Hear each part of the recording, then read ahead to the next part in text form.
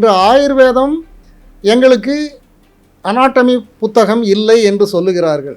ஆனால் அனாட்டமி புத்தகம் வேதங்களில் கூறப்பட்டிருக்கின்றன. அதை அவர்கள் புரிந்து கொள்ளவில்லை என்பதே என்னுடைய கருத்து. கணேசனுக்கு, இந்த விநாயகனுக்கு கணபதி என்ற பட்டம் சூட்டப்பட்டது. அதாவது கணங்களின் அதிபதி. கணங்கள் என்றால் என்ன? அது உயிரணுக்கள். உயிரணுக்களின் அதிபதி கணபதி தான்.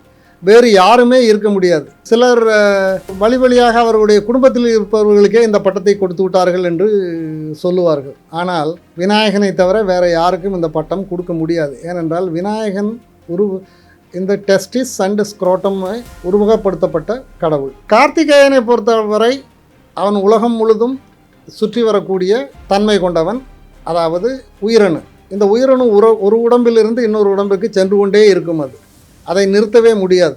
அதனால்தான் கார்த்திகேயன் மயில் வாகனத்தில் ஏறி உலகம் பூராம் சுற்றி வருவான் என்று கதைகளில் கூறப்பட்டிருக்கின்றன.